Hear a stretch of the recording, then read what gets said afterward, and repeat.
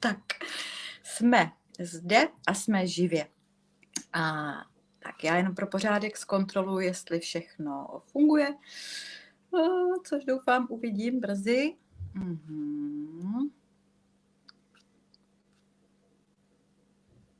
Tak, snad jo. Takže hezký večer. Moje jméno je Barbora Kravčíková, jsem mentorkou osobitosti, charisma a taky ženskosti pro ženy. A právě sledujete pořad Magické ženy, kam si zvu vlastně úžasné osobnosti. A dneska mám tu velikou čest a potěšení přivítat traumaterapeutku, psycholožku, lektorku jógy, terapeutku cesty a Brandon Base a taky hlavně autorku vlastně léčebné metody Emotion Dorothe Trassl. Vítám tě. Good evening. Tak, a Dorothe pochází z Německa, ale a bude mluvit anglicky, ale protože na to já si fakt netroufám, tak tady máme neméně úžasnou překladatelku a lektorku angličtiny Marušku Pavelkovou. Taky vítej. Dobrý večer, hello, welcome. Tak, a protože vidíte, že samozřejmě tady jako technikálie, takže každá jsme slyšet nějak trošku jako jinak, takže asi já za sebe doporučuju, abyste si zvedli hlasitost na maximum. Tak jo, a můžeme začít. Okay, we can start. Tak půjdeme rovnou pěkně. Vlastně, Dorothe, co tě tedy přivedlo k tomu, co děláš? Můžeš popsat víc svůj životní a osobní příběh? So what brings you to what you are doing now? Can you describe your life story or personal or even, I would say, work story? What's the mission? The long one or the short one? As you like.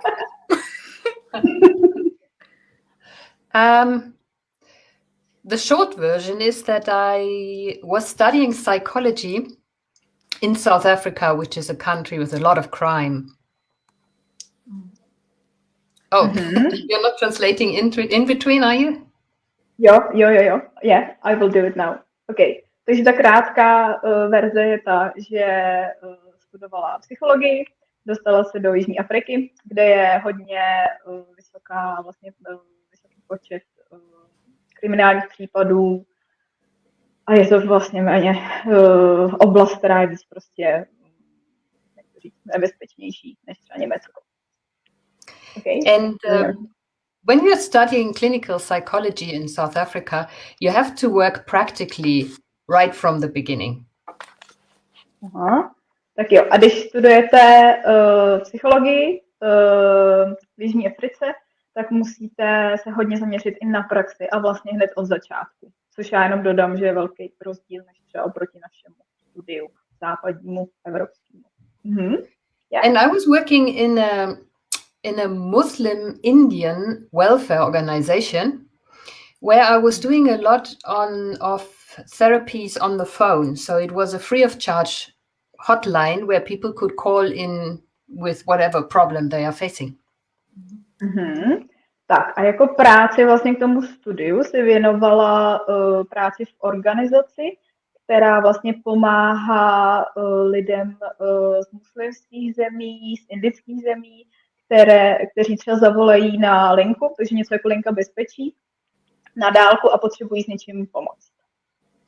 And while I got all my psychological degrees and all the therapeutic skills to work with people on a hotline and in one-on-one settings, lots of different therapies, I was still feeling that there's something missing, you know? I couldn't really help the people as much as I wanted to. And in fact, I was not feeling good about the kind of service I was doing. Takže i když vlastně získala to vzdělání, titul, měla vlastně už praxi, tak pořád měla pocit, že tam něco chybí, že jí pořád něco uniká, že bych těm lidem mohla předat mnohem víc, pomoct vlastně víc do hloubky.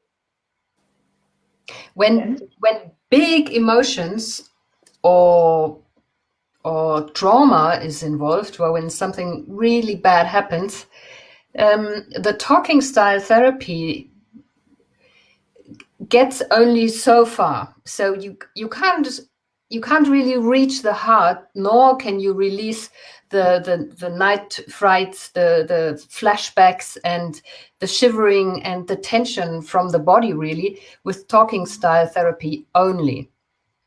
Mm-hmm.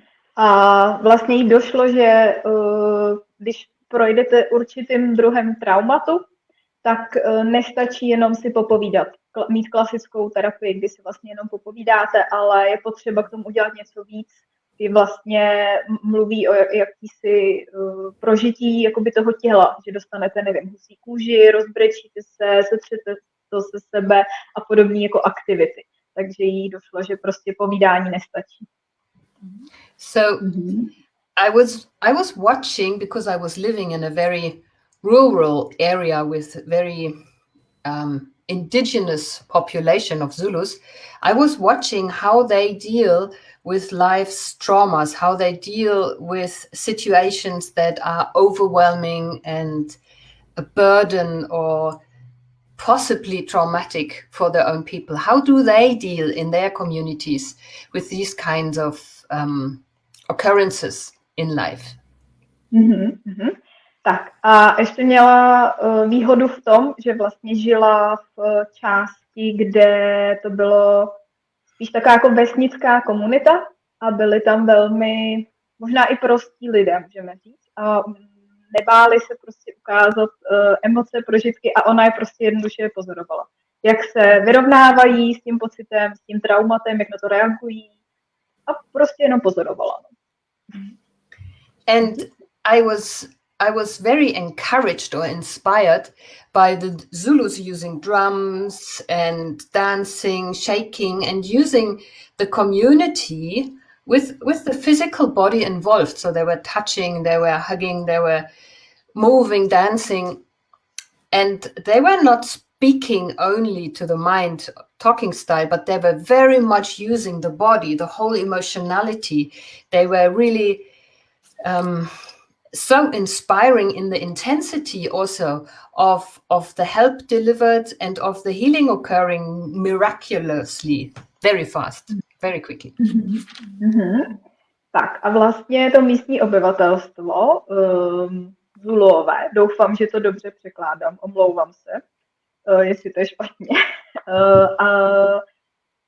mělo různý rituály, kterými třeba procházelo, nebo si pomáhali navzájem, takže hodně tam bylo opravdu jako zapojení se tělo, takže hodně tančili, hodně se dotýkali, hodně se objímali, hladili a vlastně jí fascinovalo, jak jedním třeba rituálním setkáním nebo tance můžou i doslova jako přinést zázrak, cokoliv, uvolnění, reakci a většinou velmi silnou.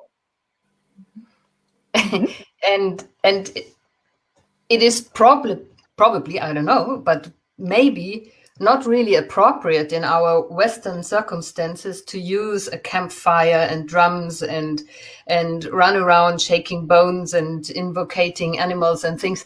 It's not appropriate, but you can take the idea, you can take the physicality, you can take the movement and the emotionality and put that into a Western context. And then it can be just as healing, miraculously liberating as it is in this shamanic Zulu way of dealing with trauma or with emotions. A vlastně si byla vědoma toho, že něco takového přinést do západního světa nebo západní části Evropy není úplně možná nejlepší nápad, protože my na to nejsme až tak jako zvyklí. Pohybovat se, nevím, tančit v kruhu, používat bubny, mít tam prostě ohně zapalovat, třást kostma a spousty jako jiných věcí. Nicméně si řekla, že to musí s tím prostě začít a přinést to do západní tady civilizace, do Evropy, protože jí bylo jasný, že to bude mít ten potenciál léčení a vlastně celkového osvobození se od traumatu, od té zkušenosti, od čehokoliv. And so I have basically spent the last 20 years or so to really search for, dig into what can we as Western people use from our culture, and a little bit of drumming here and there and other things. What can we use for ourselves to embrace our emotionality, to embrace our humaneness, our being human?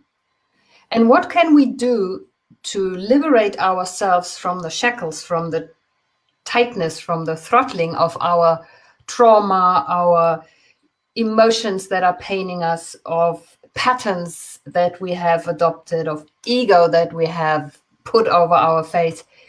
What can we use other than just talking style to really go right into the core, reconnect to our beautiful self, and ta-da, come out radiantly and alive? No, takže vlastně se vydala jako na cestu, kdy jako začala opravdu zkoumat, řešit to ze všech stran, zprava, zleva, ze zhora, dokola, co opravdu můžeme my jako západní civilizace udělat proto, aby jsme se vlastně odprostili od toho, že jsme upjatý, že nás vlastně trápí a drtí ty emoce uvnitř těla, nejsme schopní je pustit, nejsme schopní možná třeba opustit i naše ega nebo vzorce, které nám byly dány už od dětství, a vlastně jít opravdu jakoby do toho čistého středu těla nebo duše, a tam prostě začít pracovat s čistou jako emocí a s čistým tím zážitkem nebo traumatem a uvolnit to. And actually, to be very, very honest, because I'm a human being and I'm a mother of 3, and the reason I was initially starting to study psychology is because I wanted to understand myself. I wanted to understand life in the version it was happening to me. And I did not know what to do with my emotions. I was depressed after my children. I have 3 beautiful children, grown up now, really grown up. And I must say, through the work that I was developing, I noticed I was developing it firstly for myself. I found out what helps me to come out of depression, to stop worrying, to allow myself to be and to connect to the ones I love most, my husband, my children, my family, and my friends.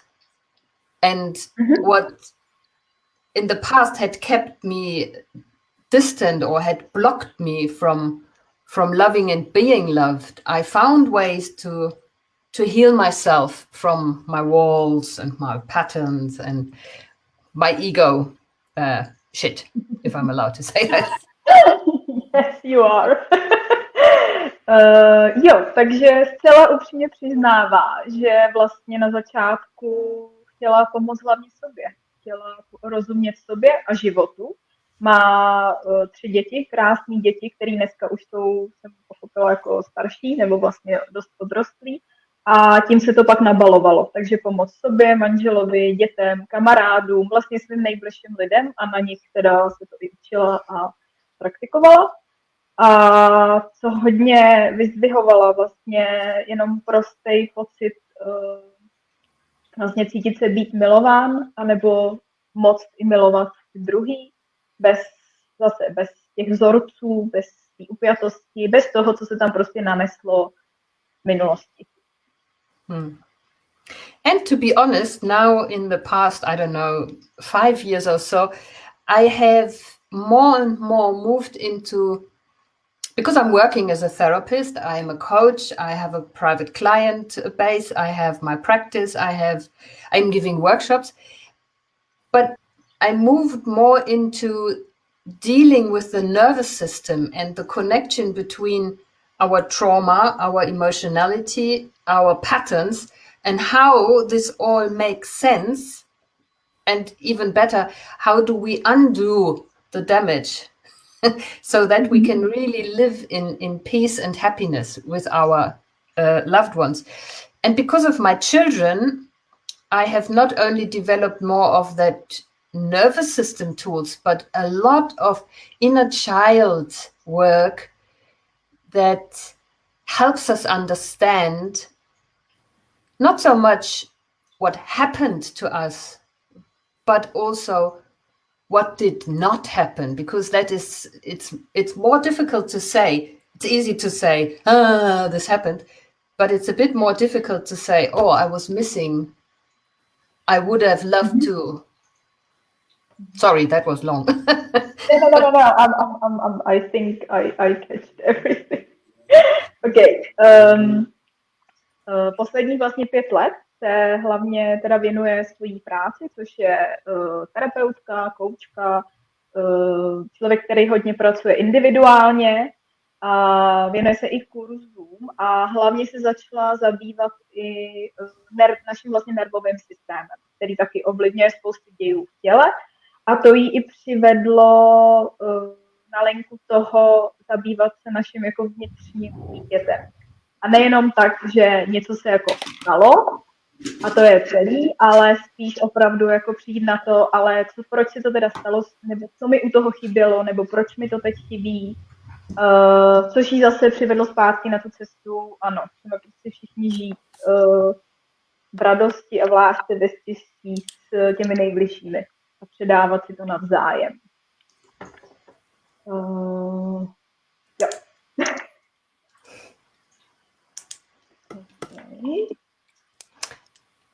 Shall I go on? Yeah, you can. So I'm actually doing what I'm doing for very selfish reasons.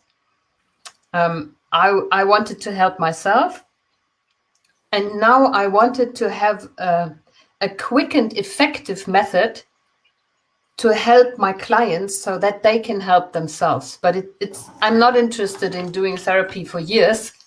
I'm more interested in assisting somebody to do their own work, to help themselves. And the way I work nowadays is that I teach people about the nervous system, about trauma, about emotions, and then they practice. So it's more like reparenting yourself, more or less, to really grow up in your original blueprint. So the real you, not the version that happened because life happened, but that you get reparented by yourself to grow into the beautiful being that you really are and live your full potential and not being by all the trauma and the emotions and life. Jo, takže vlastně jakoby to i shrnula, začala opravdu jako z úplně čistě sobeckých důvodů. Jenom já, potřebuji si pomoct, ale teď se vlastně dostala do stavu, že nechce jenom vést jakoby terapii, ale spíš chce ty lidi opravdu naučit ty jednotlivé metody nebo principy, techniky, aby byli schopní být samostatní, pomoct sám sobě a vlastně sami sebe vyléčit, jakoby si sám sobě udělat rodiče. Nevím přesně, jak to mohu vysvětlit, ale to slovo takhle přesně použila. Prostě sám sebe vést na tu cestu, až se dostanete do fáze, kdy jste, tak jak jste vlastně přišli na tenhle svět, čistý, bez těch nánosů, co na nás někdo dal po cestě kolem historicky a podobně a jenom tak, jak byste vlastně tady měli být a tím pádem i šťastní sami se sebou. I s okolím teda. Jo? Okay. That's it? I think so. Yeah. That was the short version. No, I mean there is a long version of my own story, but I gave you the short version of the work. Okay. No prosím tě, a Dorothe, můžeš teda vysvětlit v tvém podání, co to znamená trauma? Protože spousta lidí si myslí, že trauma je jenom nějaká jako šoková, jednorázová záležitost, že vlastně musíš, já nevím, musíš zažít autonehodu nebo něco takového. A to většina lidí má spojený se slovem trauma. Mohla by si to uvést teda na pravou míru? Mm-hmm. So, Dorothe, what do you think that trauma actually is? Because a lot of people think that trauma is something like one time happen only situation, for example, car accident or something like that, and that's it. So can you explain it? Yes. There is a medical explanation, there's a psychological explanation, but I would love to give you a very simple one. Trauma, in a useful sense for us and our purposes, is everything that was too much, too long, too early, or too fast for your resources. So basically everything that is overwhelming for your body-mind system, everything that is where you don't have enough resources to encounter, embrace, and deal with the situation. It can be a car accident, but it can also be that your best friend walked out on you when you were 7 in school and you were excluded, or you were mobbed when you were 9, or your boyfriend mistreated you when you were 13, or your parents never had time for you, or you had a sibling that was sick and you had to always take the back seat, or, you know, that on and on and on and on. So you can have trauma that is a once-off happening, and you can have trauma that is developmental trauma. OK. Takže trauma podle Doroty je teda vlastně něco, čeho jako příliš. Příliš mnoho, nebo to trvá příliš dlouho, příliš krátce, příliš rychle. Každopádně to zaměstná hlavu i tělo, celý ten systém až moc, a tím pádem to na nás zanechá větší stop. A klidně to může být ta nehoda, a klidně to může být jako krátký časový úsek, anebo to je něco silnějšího, co se pak jako nabaluje víc a víc a neseme si to s sebou delší a delší čas. Třeba, že jsme v 7 letech se nám ostěhoval nejbližší kamarád přes celou zemi a už jsme ho nikdy neviděli, nebo když nám bylo 13, tak nás třeba přítel s náma špatně jednal, nebo nás třeba rodiče přehlíželi, neměli na nás čas a podobně. Je toho hodně a ten časový úsek může být různý, ale každopádně je to velká jako zátěž pro organismus celkově. Just to give one more example, if it is an accident or something horrible happening to you, like a house burning down or somebody being sick and you rescue them, if it's huge and you can deal with it, it does not leave trauma.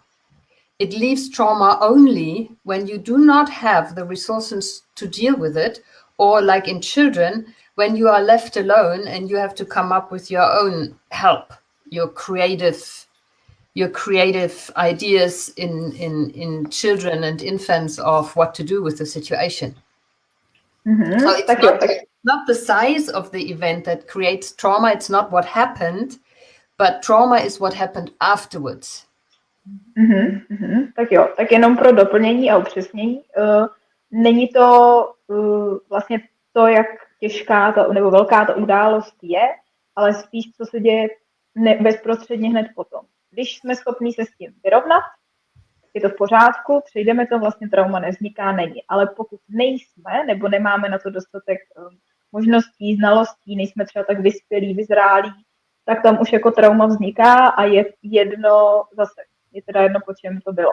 Jestli nám schořel dům, to už je jedno, ale je důležitý tam to, že nejsme vlastně schopní si sami už s tím pomoct a už nějakým způsobem nás to zatěžuje.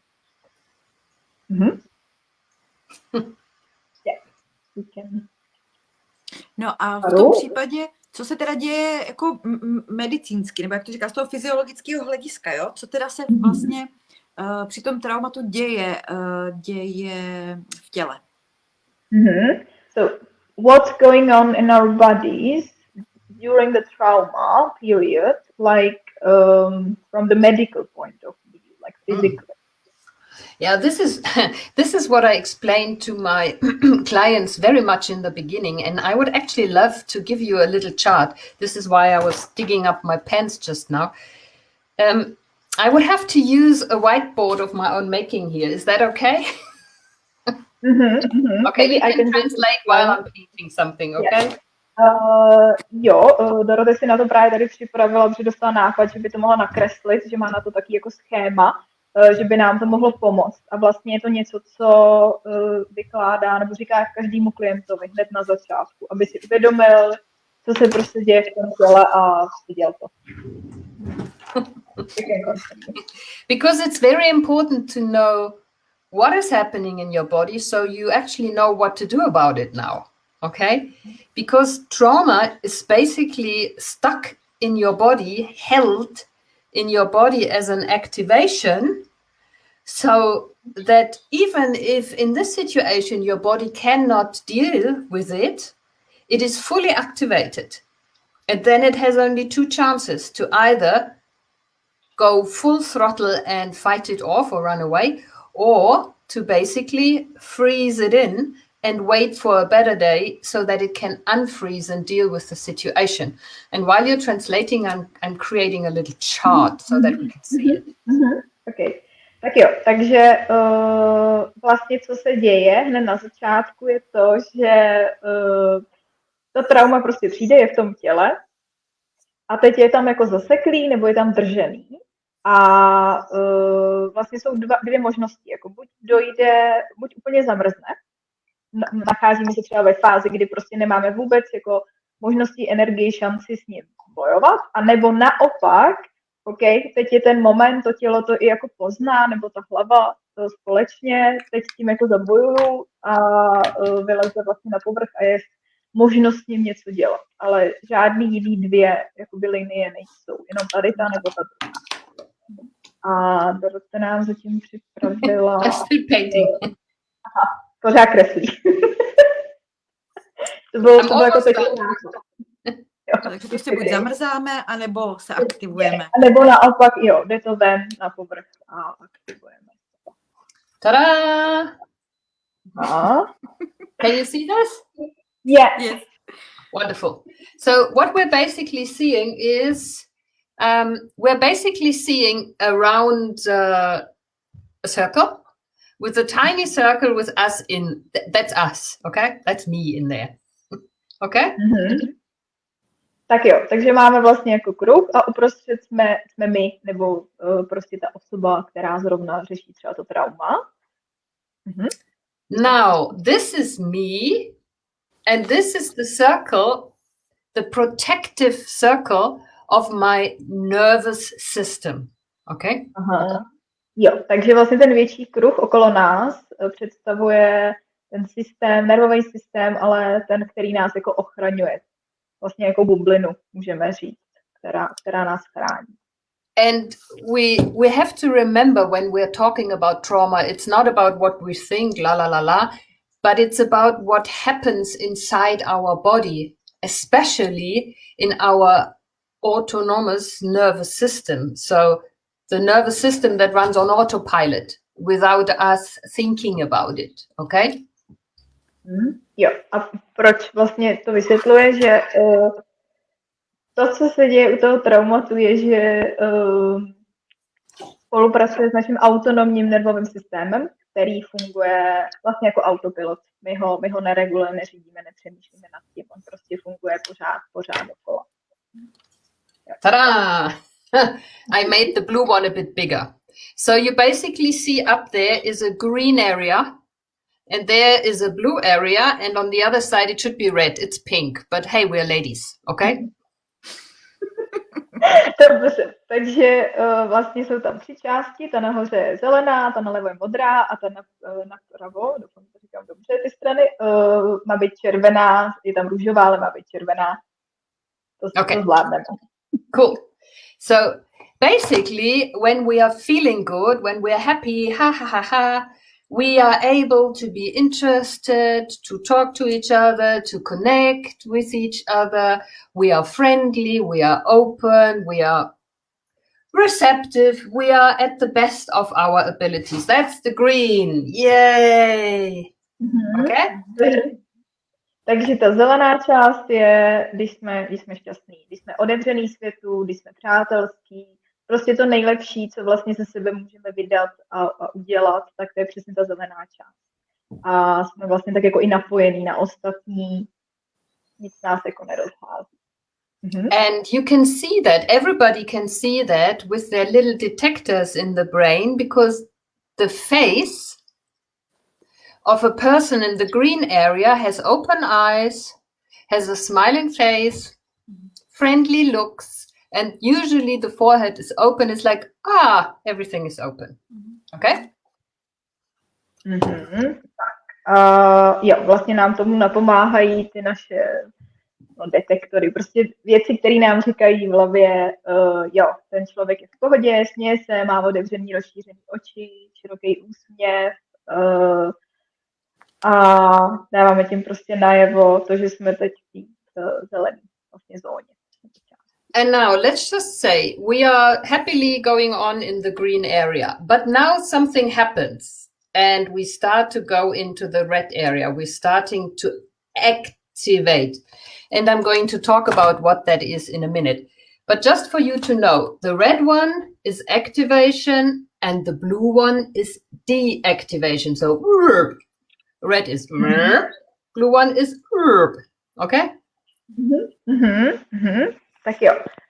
Když se teda něco stane, tak z té zelený vysmátý superzóny přecházíme do té červené, kdy vlastně dochází, je to ta jakoby deaktivační, prostě nic neděláme, jsme zaseklí, zamrznutí.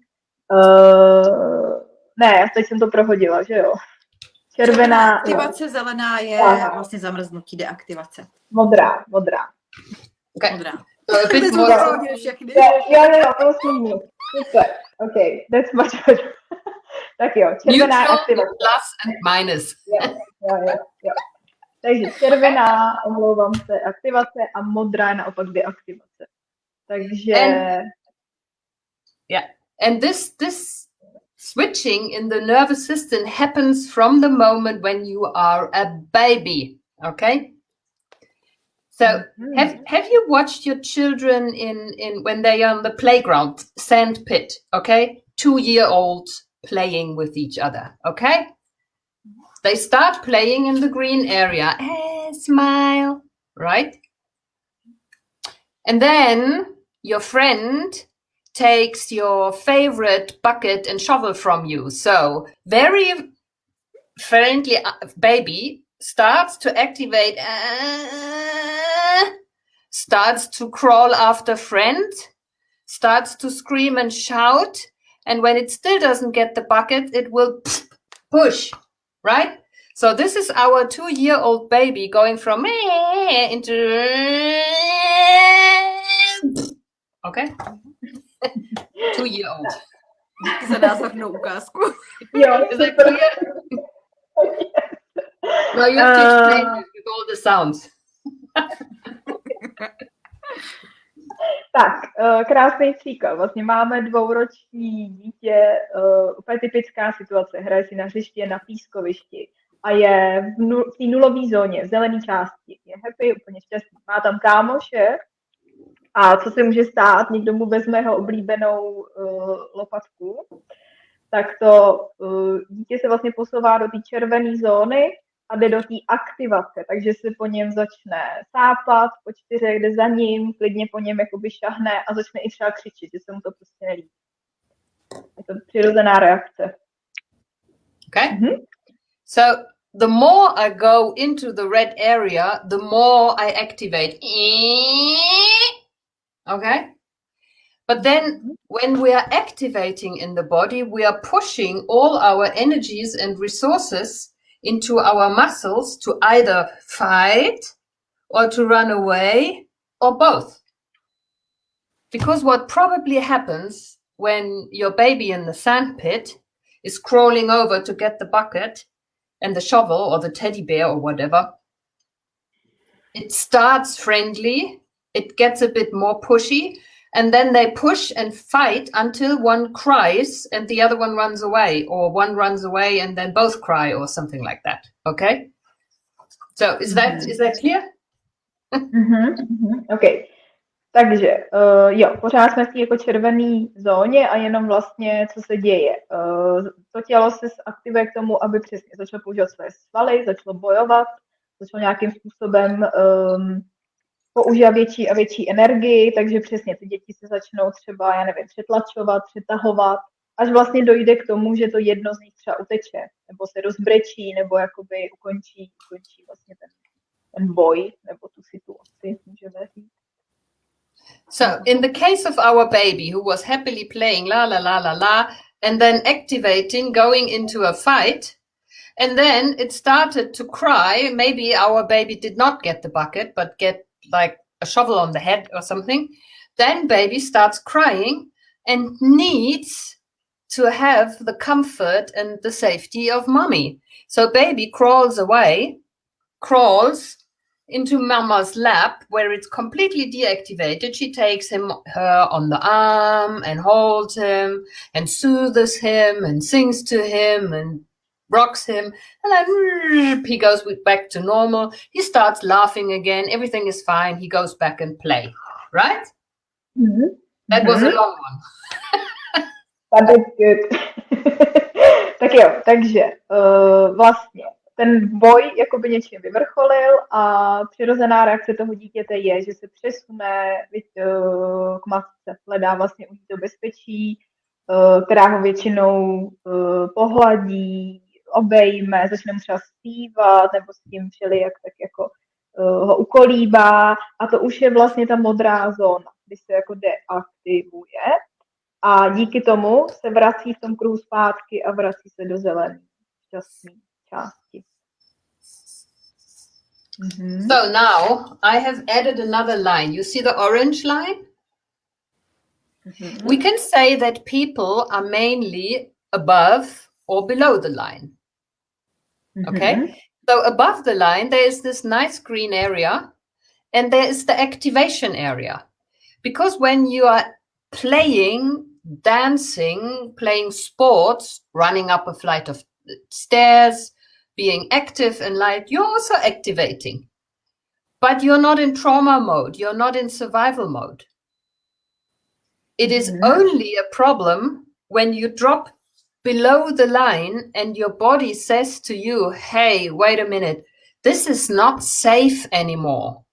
My bucket is not safe anymore. I am not safe anymore. The situation is not safe anymore. We have to do something about it. Then your body pushes in the energy and the emotionality, and you feel anger, you feel fear, you feel whatever you're feeling, to activate everything in your system to fight for what is yours or to fight for your life. It's no problem to laugh. Your baby can laugh and play and you can run around and play hide and seek and it's a lot of fun. But when it gets dangerous, when there's no safety and security anymore, boom, it goes below the line. Whoa, push, fight, anger. Mm-hmm. Tak jo. Maybe can you show it again? So while yeah, perfect. Tak jo, máme novou prostě linku, oranžovou, a to je vlastně nad ní v té polovině se pohybuje většina z nás, většinu života nebo většinu času, kdy děláme jakoby aktivity, které jsou k tomu ještě víc nápomocní. Tancujeme, běháme po schodech, jdeme fotbal, cokoliv. To nám jako přináší radost, ale jsme v té aktivní části, což je třeba i to dítě, který si zrovna hraje, skládá si tam ty bábovičky, nebo se tam taky plazí po tom písku a podobně. Problém nastává, když se dostáváme pod tu oranžovou linku do té druhé vlastně poloviny, tak nám tělo jasně říká, tady je nebezpečí, tady se něco děje, už je to moc, už to nedávám, vysílá prostě signály. Okay, I'm painting again. Sorry, I'm with you in a second. Tak jo, ještě další malování, ale za mě teda super. So, I have now written those two words. Oh, it's not good. It's not visible. Here. So, I have written safe and I've written threat. Because basically, you can navigate in your nervous system happily as long as you feel safe. Because we also have this blue area, right?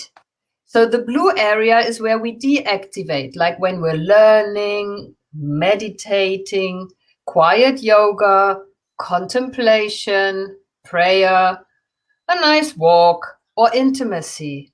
resting, a hot bath, sleeping. This happens here, and it's healthy until, boom, you plonk down there and you are ending up in depression, where there's no positive feeling of safety, but there's only this threatening, horrible state of disconnected. Okay? Tak jo. Vlastně ještě jsou tam dvě části, ta zelená safe, jakoby bezpečí, což je teda zóna, když se dostaneme ještě do té modré, tak je to spíš jako zóna klidu, kde se třeba učíme, čteme si, meditujeme, praktikujeme jógu, nebo si dáme horkou vanu, prostě všechny ty sklidňující činnosti, které nás ale nalazují na tu horní část, na tu, že je všechno v pořádku. Naopak zase propad přichází, když se dostaneme do té červené, což je vlastně jako strach nebo napětí a utlumujeme se úplně. So now I've painted a little, you know, the ears. It's not rabbit ears. It's like the baby, okay? The baby was activating, getting a shovel on the head, crying, going back to mommy, getting soothed, still rocking, cuddling, singing, I don't know what.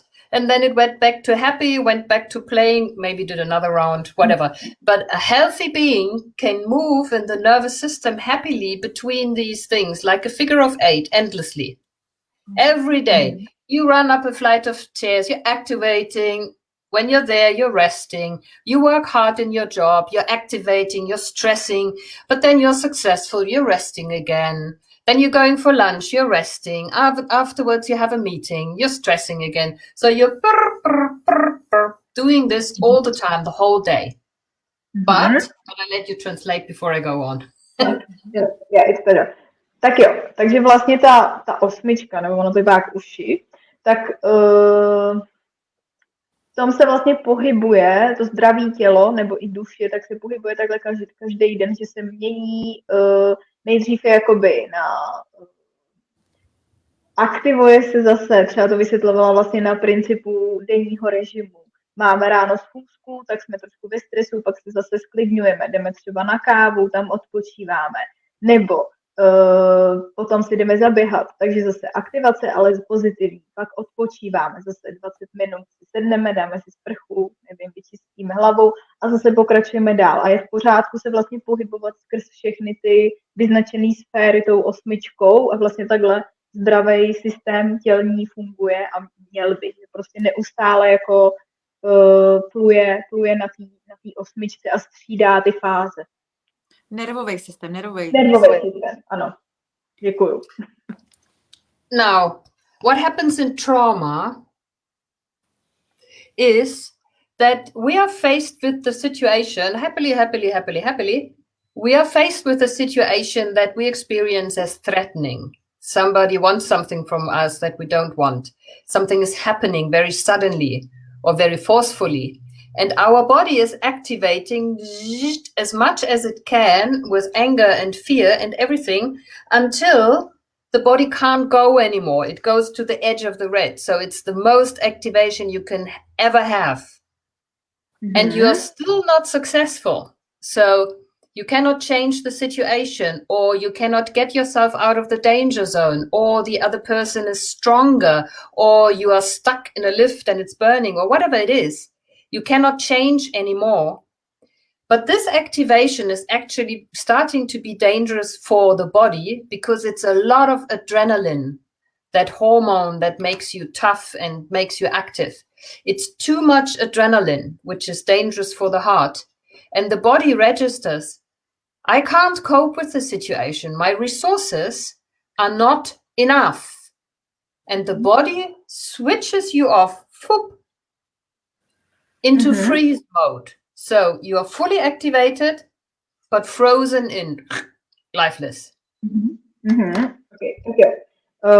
Příklad vlastně, co se může stát. Někdo, máme nějakou hrozbu, nebo se něco stane, třeba nevím, byl příklad, jako stojím ve výtahu, který zrovna hoří, a tak vlastně to tělo nejdřív jde do té aktivace. Aktivuje se tak dlouho řešíte tu situaci, až se dostanete vlastně do toho stavu, kdy se jste na té hranici mezi tou červenou a modrou zónou dole a díky tomu, že tělo jako vyplavuje různý hormony, adrenalin a podobně, tak zároveň ale dostane signál, že třeba už vaše srdce nemusí zvládnout tolik adrenalinu a podobně, tak přirozeně to tělo naopak, protože stále vy chcete se dostat z té situace, tak to tělo vás ale jakoby vypne a dostane vás do té modré zóny, kde vás jako zastaví, vy zamrznete a jo, a takhle bych to. So when you are in this here, remember this is deactivated, immobile, right? And you can get stuck here waiting for the tiger to release the teeth forever. So like if you had a shocking event when you were 14, it can be that you're still stuck in this fright and feeling of not being safe and being too weak. You can stay stuck in this for 30 years, for 50, 60 years. You want to translate it? Yeah, it will be great. Thank you. Jo, takže vlastně tam, jak udělala takovou tu velkou jako tečku, to místo, tak to je místo, kde se třeba i stává, že někdo může klidně zamrznout na x let, desítky let klidně. A není schopný jakoby se posunout dopředu ani dozadu, nikam dál, protože to tělo prostě došlo do téhle fáze a už buď se třeba neví rady, nebo prostě není tam možnost posunu. No, yeah. Okay, and I've made this exclamation mark, this because here's what happens. In nature, let's say it was a tiger biting you, and you couldn't fight the tiger off because your body decided, ooh, that's too much damage if I fight the tiger now. So your body switches you into the freeze mode, where you don't feel the pain. You're fully loaded, fully activated, but you are not moving. You are pretending you're dead, and you're waiting. And when the tiger releases the teeth, you have full throttle, everything, the whole power comes back at once with a might.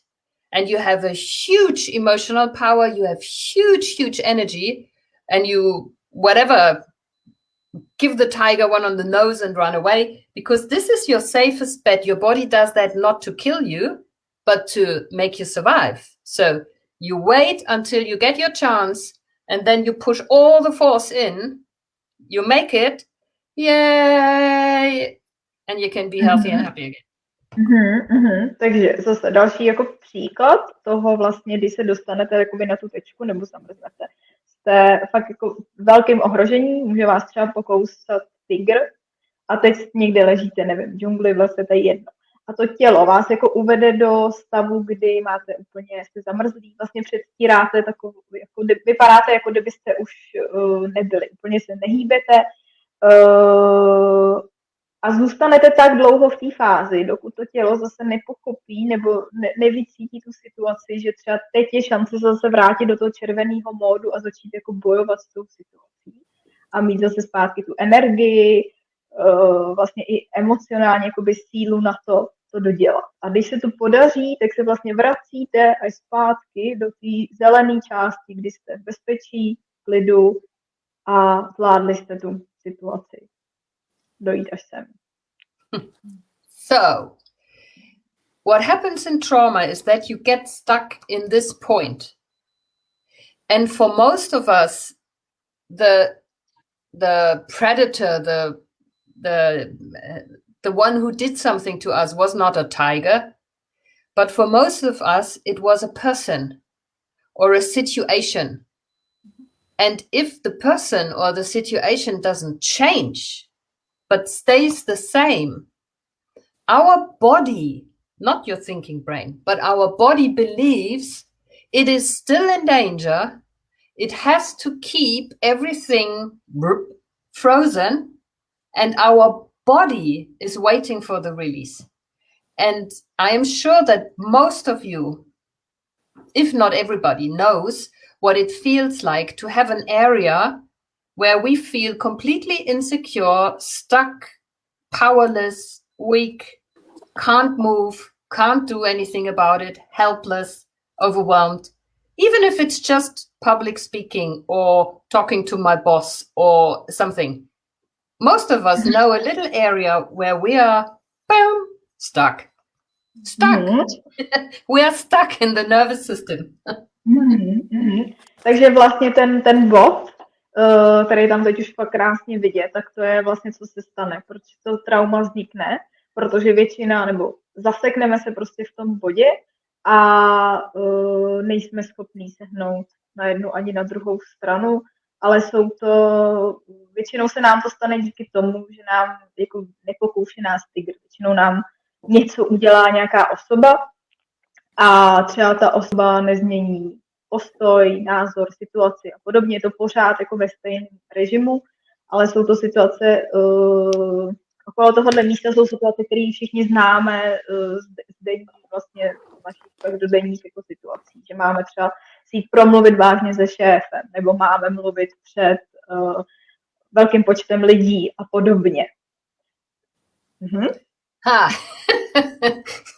Now we're getting to, okay, why do we need trauma therapy? Why do we need to do something about that? Because if you, as a decent lady with some education, have some of these trauma knots and your body wants to release it now, or your body thinks it has a chance to release it now, what's happening is your body activates fully.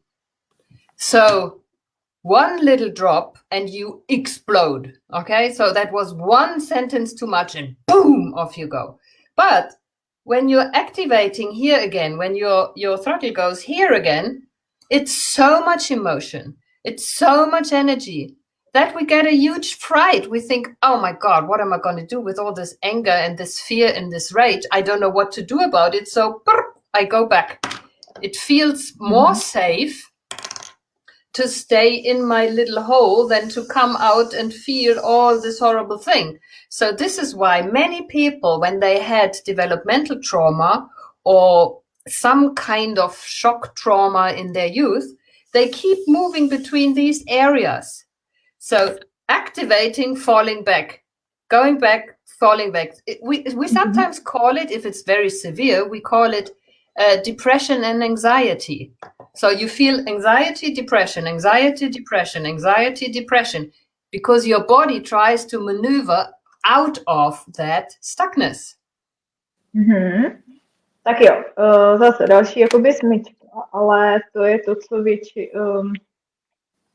většina z nás je třeba schopná se v určitý situaci dostat zase do té aktivace, ale vrací se zase velkým obloukem do té deaktivace, protože v té aktivaci zažije třeba obrovské množství jako vzteku nebo emocí, které vlastně asi jsme si úplně nevyžádali, nevíme, co s nima a tak dál. Takže se vracíme se do té jako bezpečnější zóny, kdy to zamrzneme, neřešíme, trošku jako vyklidíme a takhle vlastně pendlujeme v té osmičce s tím, že teď jsem ztratila. Ještě něco? You were talking about going there and back, and then yes, I said when people have some stuckness in their life and they try to come out of it, all the emotions come back and they feel overwhelming. The emotions, they are too much, so they go back. Okay, anxiety, depression. Yeah, anxiety, depression. Jo, že občas to tak můžeme nazývat, že vlastně jakoby plujete mezi jakoby úzkostným strachem a depresí a zase se jako vracíte. Je to tam a tam. Je to prostě proces, neustálý proces, ale že ta osmička pořád prostě dokola. Yes.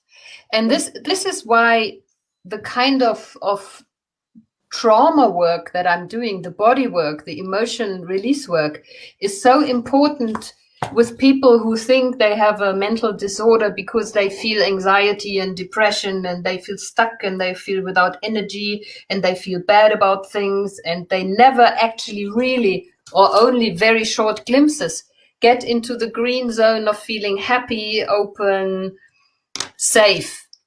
Basically, if somebody was traumatized, they are down here and never feel safe.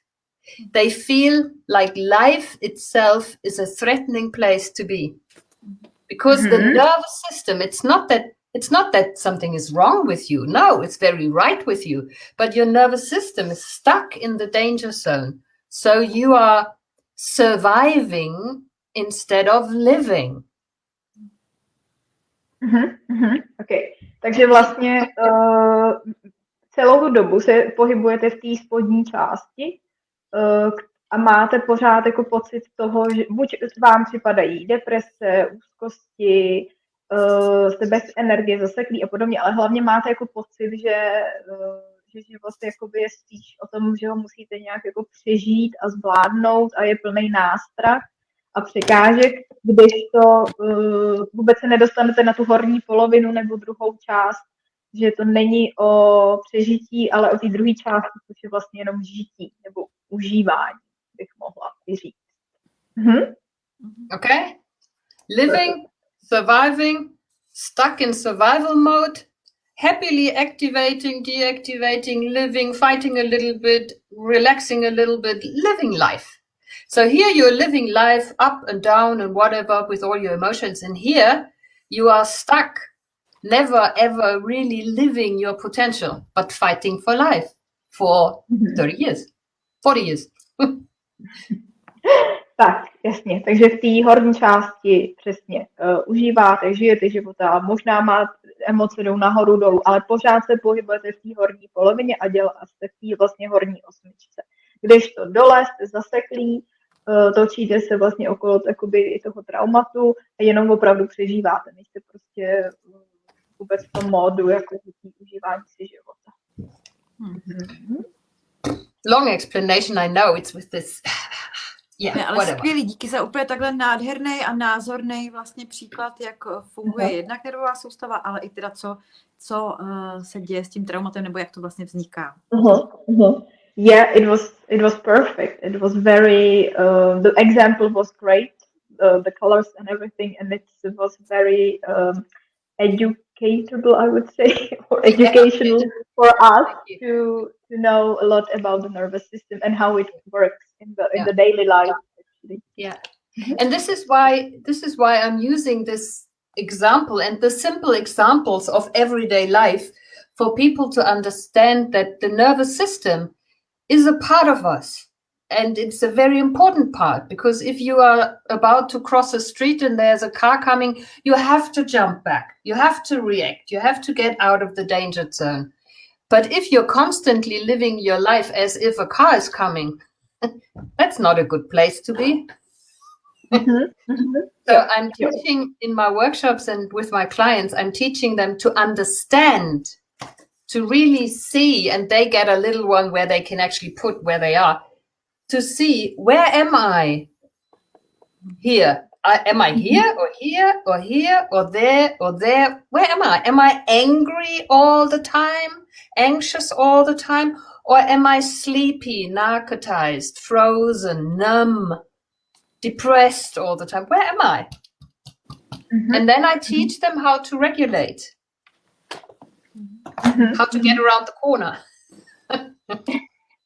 Tak, jo, vlastně je to jako základ úplně všeho a je to, co i Dorothe říká všem svým klientům a vysvětluje, že je opravdu jako důležitý si uvědomit, že strach je součástí nebo úzko součástí našeho života.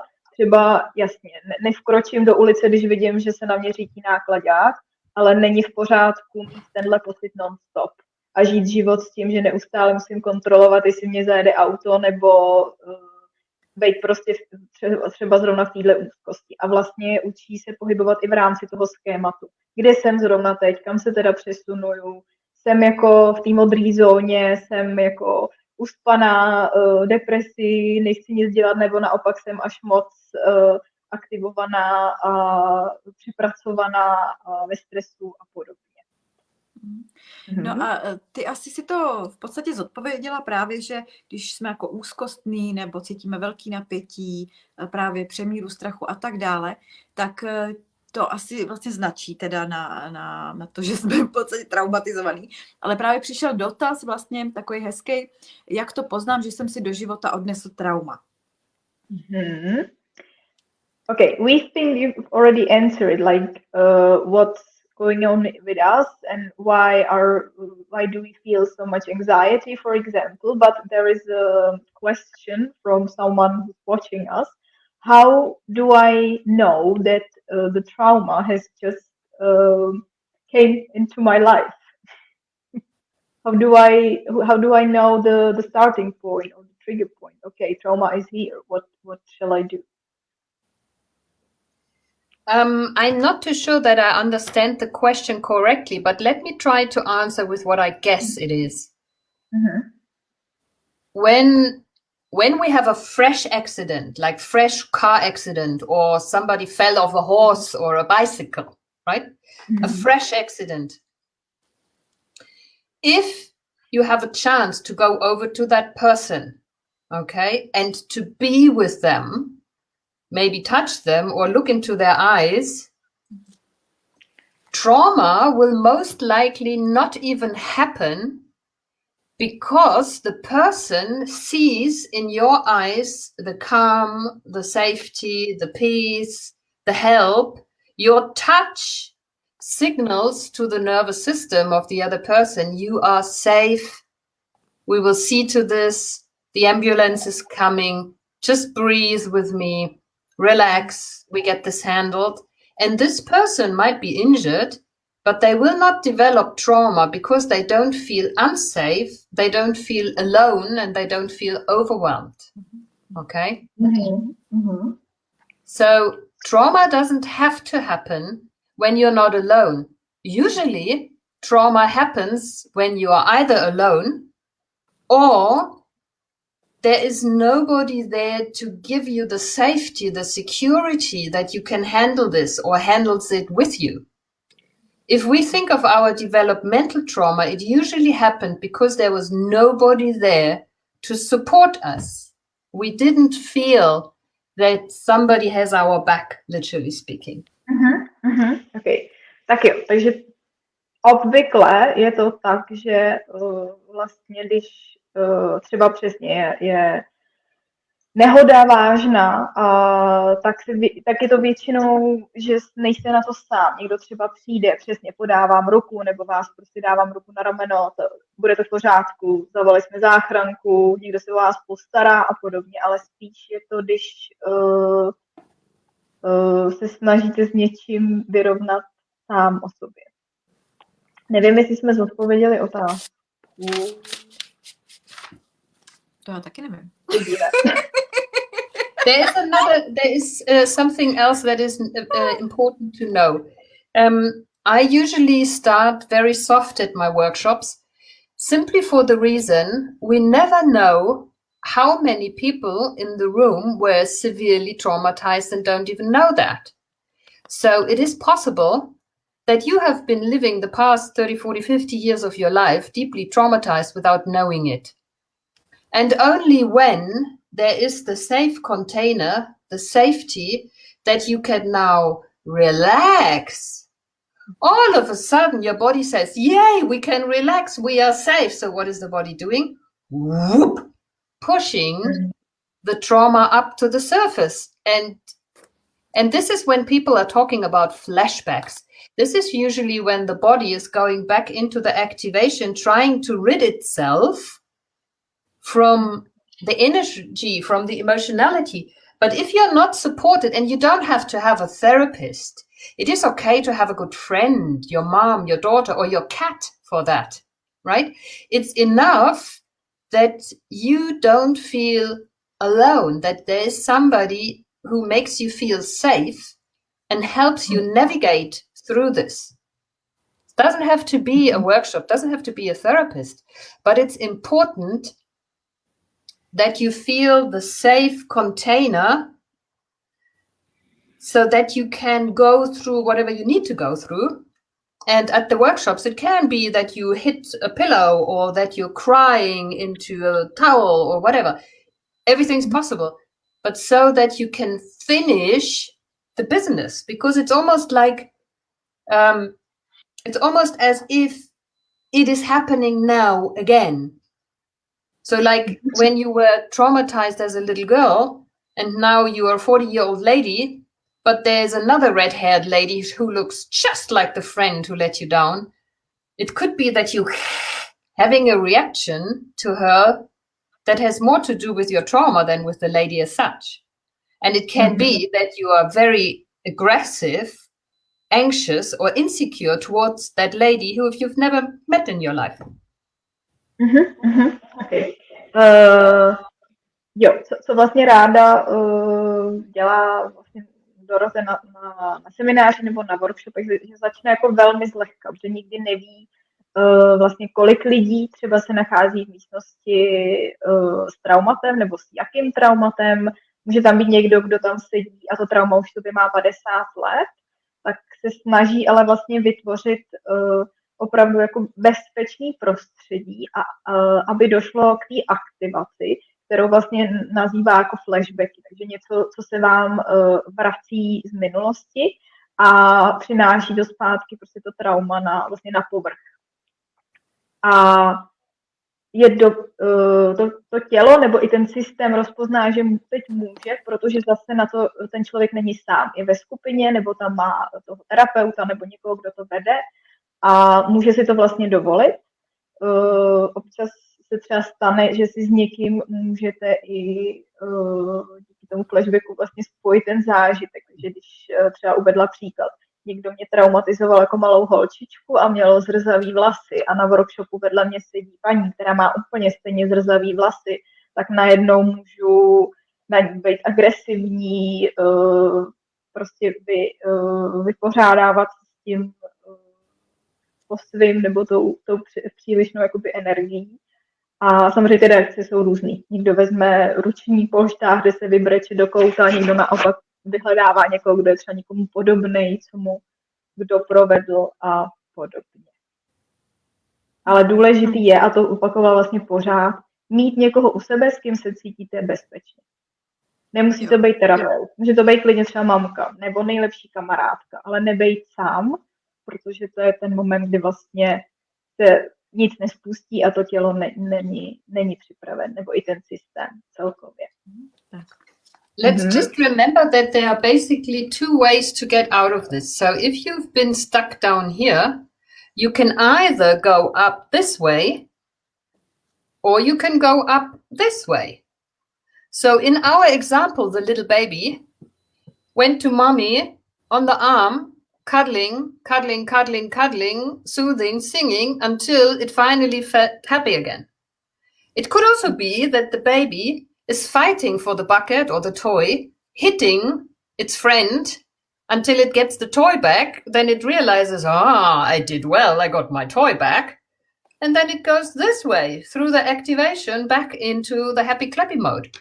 And we are basically doing this at the seminars, or I'm doing this with my clients, that either I help them navigate through the high emotionality, or I help them navigate through the body contact, through a very calm, quiet, almost motionless way of, it's almost like cuddling, it's almost like spooning, where you're holding somebody in so much love and safety that the body starts to relax and recover this way. Both ways is a bit of work, right? It's not that you say, I understand, let me just go here. Your nervous system has to adjust. Tak jo, tak vlastně vrátili jsme se zpátky k tomu příkladu toho 2letého dítěte a jsou dva způsoby, jak se vrátit zpátky nahoru do té zelené zóny. Buď teda se vrací přes tu modrou zónu, kdy jde k té mamce, která ho obejme, pomazlí, utiší a přes ten klid se vlastně vrátí zpátky do zelené zóny. Je zase spokojený, všechno je v pohodě. A nebo jde přes tu červenou část, kdy si prostě zpátky vybojuje tu lopatku nebo ten kyblík, který fakt chtělo a je vlastně taky spokojený. Takže jsou dva způsoby, jak se tam dostat, akorát je to jenom o tom si prostě najít ten svůj. Hele, a mě by teda zajímalo, v čem spočívá ta Dorotina metoda emotion. Jak si to vlastně jako můžeme představit? Protože mluvila o tom, že na těch jejich seminářích přesně, teď se tak vyplavujou vlastně ty emoce a ta silná energie. A tak jo, že se do sebe lidi můžou teda mlátit ručníkama, nebo jo, jak to vlastně vypadá, jak si to můžou lidi představit? Jo, a v čem to spočívá ta její metoda? So, can you tell us about your special or unique method, emotion? Yes. And can you also describe, because you were talking at the beginning of the seminar, or some possible reactions of some people, or after the trauma releasing. So, can you tell us more how it looks like? That do they fight to each other suddenly, or? Well, if they want to.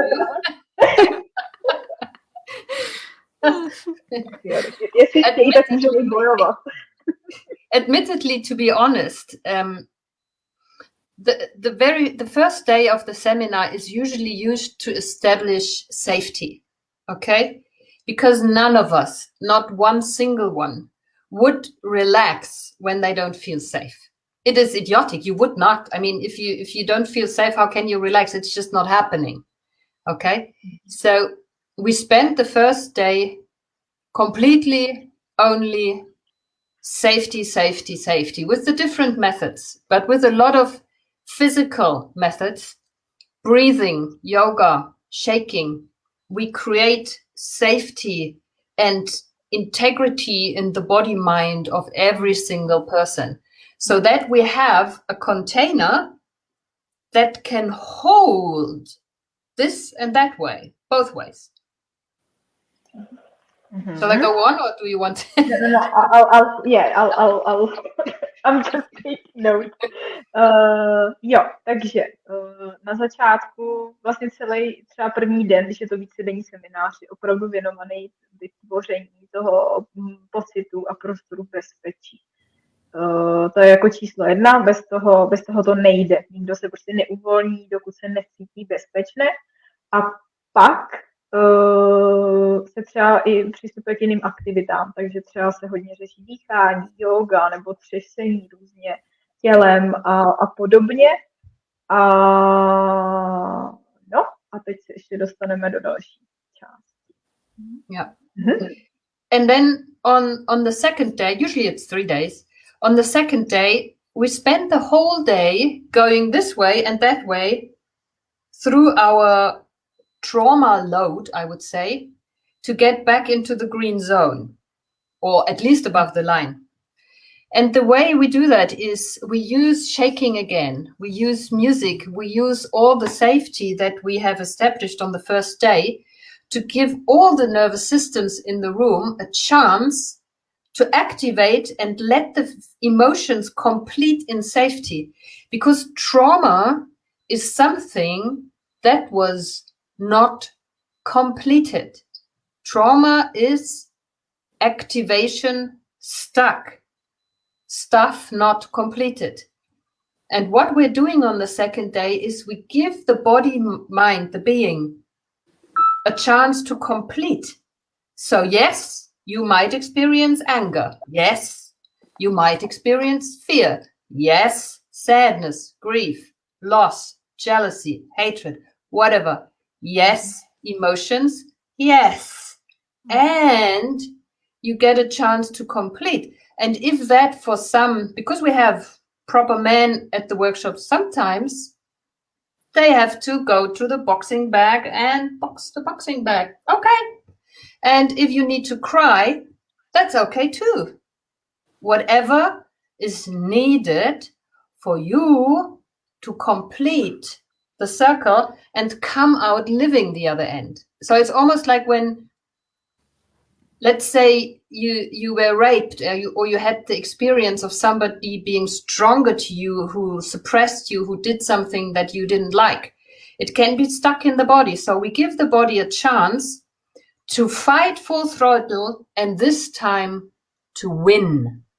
So even if you have to activate and fight for your life, this time you win. And then your body says, And you get all the happy clappy hormones and you feel really strong, and then you feel so relaxed and happy. Maybe tired. Yes, that's okay. Okay. Tak jo, takže se přesouváme vlastně do druhého dne, kdy už máme teda vytvořený pocit bezpečí, jsme s tím jako prostředím, s těma lidma seznámení a podobně, a vlastně skrz zase různý jako třesení, hudbu, pohyby se z jedné nebo z druhé strany, buď skrz tu červenou nebo i tu modrou část, se snaží jako dostat do té zelené, dostat se prostě skrz to trauma jakoukoliv emocí, ať už negativní nebo pozitivní, jakýmkoliv jako pohybem, jakoukoliv činností, někdo brečí, nebo třeba jsou tam i boxovací pytle, takže někdo prostě potřebuje veškerý vztah vyboxovat a dostat se, každý vlastně dostane fakt tu šanci se dostat do té zelené části. Zpátky prostě do toho módu, kdy žijete jako aktivní život, plnej žití a nejenom přežívání. A je v pořádku se pak cítit unavený. To dodala ještě vlastně nakonec, že to je taky, jako, že to je možná, kromě těch pozitivních jako hormonů, který se vyplaví, tak přijde asi pravděpodobně i velká únava, protože samozřejmě to tělo něco prožilo právě. And on the third day, when we're finished with our business, finished with our trauma, on the third day we integrate and we give more emotional muscles, more power, more joy, more energy to our well-being, to being above the line. Because of course, I mean, most people have more than one incident where something happened that was not nice in their life. So basically we are teaching our nervous system to be human again, to activate and deactivate, to deal with life and to win. And we are using the capacity of our body to heal in every minute of our life. So when the body has finished the business, very happily, your body will embrace the good shit in life. It will go for the joy, it will go for the love, it will go for the resources, and it will feel safe and connected to do so because it's not below the line anymore. And for some people, that's very, very new. And we get reports that are amazing of what happens to people afterwards when they continue to live instead of surviving and fighting for life. Mm-hmm. Tak jo. A třetí vlastně poslední den, kdy Dorothe mluví o jakýmsi jakoby začlenění zpátky jako do života, do svého jako aktivního těla, bych řekla, nebo i systému. Integrace. Možná integrace, no, prostě no, jo. A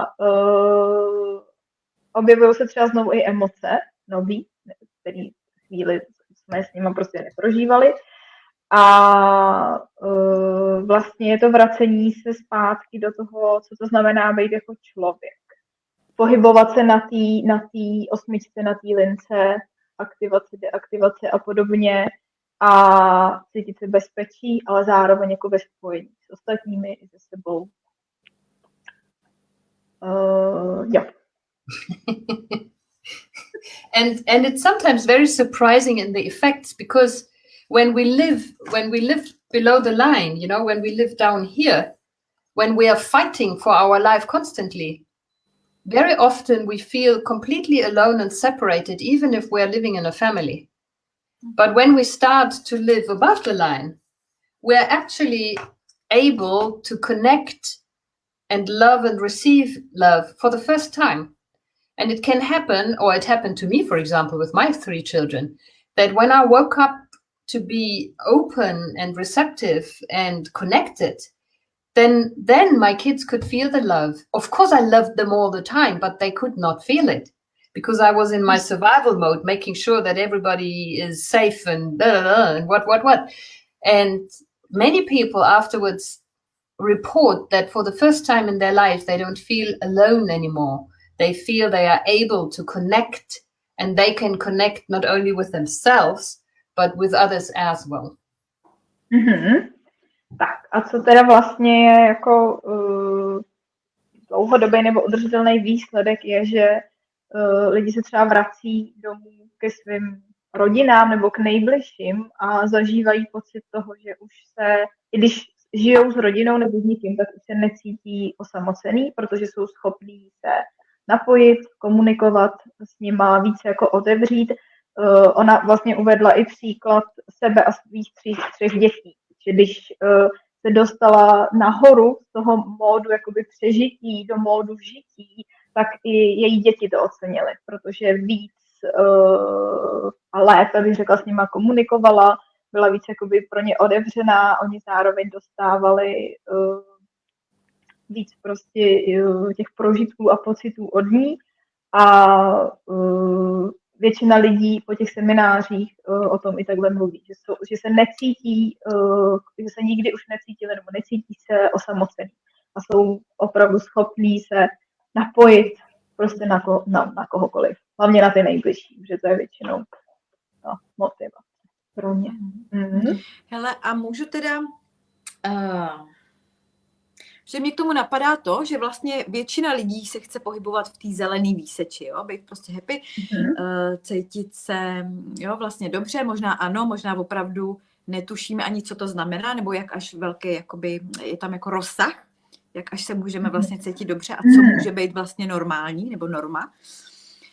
Ale vlastně ta moje otázka bude směřovat tam, že s vysokou pravděpodobností se prostě na nás dívá spoustu lidí, kteří už osobním rozvojem se jako zabývají a třeba dlouhodobě a třeba investovali už mnoho prostředků, jo, spoustu času, vyplakali spousty slz a tak dále a tak dále. A vlastně, jestli tomu já správně rozumím, tak vlastně jde o to, že nemusí být ty metody, který například lidi třeba něco jakoby absolvovali, natolik účinný, protože nebyly spojený s tělem. Jo? Že třeba to byly pouze jako záležitosti mysli. Jo, tak teď nevím, jestli jsem jako srozumitelná, nebo jestli... Jako pro mě seš. Já už, jo. Takhle celý? Jo. No, protože mě tam jde jakoby o to...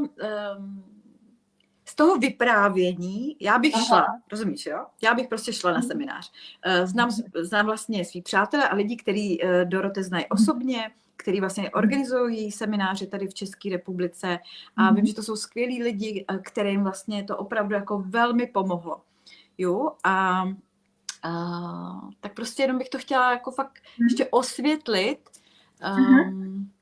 jo, že vlastně tohle může být ten rozdíl, proč lidi, kteří třeba opravdu roky chodí na semináře, ale třeba mají pocit, že ne, že to nemá takový výsledek, jaký očekávali, protože to vlastně, ta pozitivní výseč, to v podstatě jakoby slibuje jako vlastně jakýkoliv seminář. Rozumíš mi? Jo, a že si myslím, že ten rozdíl je teda, nebo jsme mohli slyšet tady, že vlastně je i v tom, že prostě to trauma, nebo ta nervová soustava, že to máme jako uložený v těle a že je potřeba vlastně to z toho těla dostat. Jo, tak můžeš to nějak přeslučit. Okay. No, I think I'm fine. Okay, so Bara has just said that she would love to attend your seminar because she just has gotten the feeling that it's not like regular or every other seminars which are offered because of your work with the body. She believes that it's important to work with the traumas through the body and to try or feel all of the stages you have just described. And also she thinks that some people who are into self-development and probably who have already attended some seminars are watching us now, and maybe they would be interested too. And just one second, Baro, ale co byla ta otázka vlastně? We need to get the question. Prostě, jestli to fakt můžeme doporučit vlastně jakoby všem, jo? Nebo přesně i lidem, kteří třeba už jsou vlastně jakoby znechucený, nebo už třeba trošku jako nevěřejí vlastně, že to má smysl zase jít dál a znova se kutat ve svých prostě traumatech. Okay. So is it worth for it to go or to attend the seminar, even though there is someone who has already tried too many approaches and maybe is a little bit like disgust or completely stuck and maybe not so motivated to go through again everything, all the flashbacks and the work, So what do you think? Okay, so it is really important for those people who have already tried and failed and it didn't work or worked a little bit to know it is absolutely safe. So we are establishing safety first, and then we go at the pace of the individual body. So nobody has to do anything, no movement, no nothing, if they do not feel like it. Because the most important is to feel yourself, your body, your own strength, your boundaries, to feel yourself again. And so this is why we spent the whole first day connecting to ourselves, to our source, to our safety.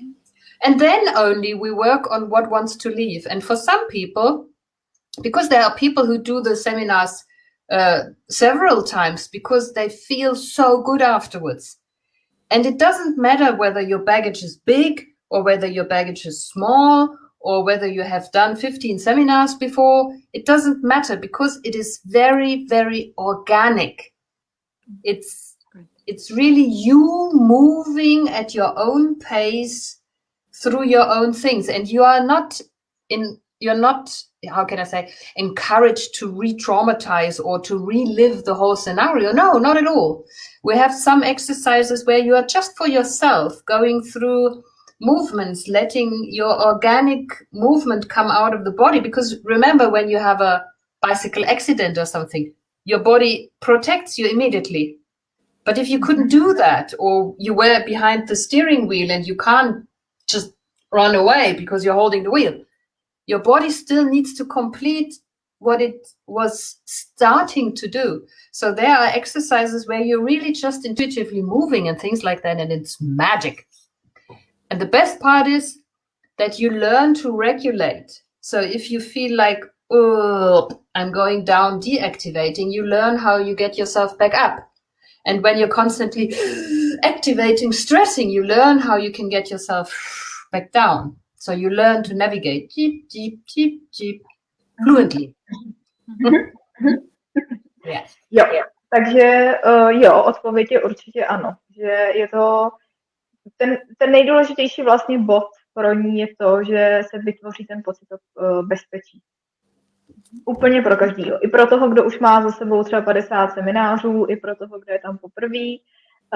A hlavně teda, že i všechno se nechá přirozeně na každém a na jeho těle. Takže je tam spousty třeba aktivit nebo prostě cvičení, kdy vlastně je úplně jedno, jakou rychlostí, kam, co se pohybuje třeba vaše tělo, hlava, mysl. Tam hodně jako intuitivních pohybů a i ta navigace je taková velmi jako jemná vlastně.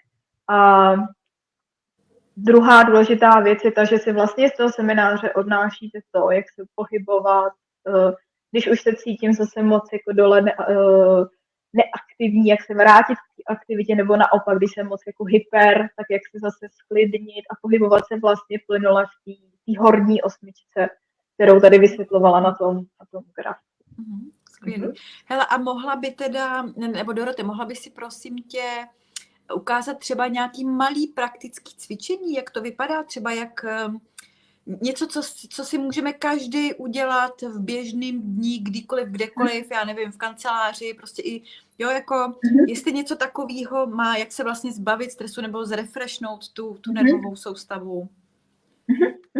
Okay, Dorothe, can you show us even a small exercise or some kind of activity which can help us, like, we can do it even at work or at home, wherever we are, just to get back to more to the green zone. Let me just say, I'm doing an exercise with you that doesn't take long. It takes a few minutes and then you're done.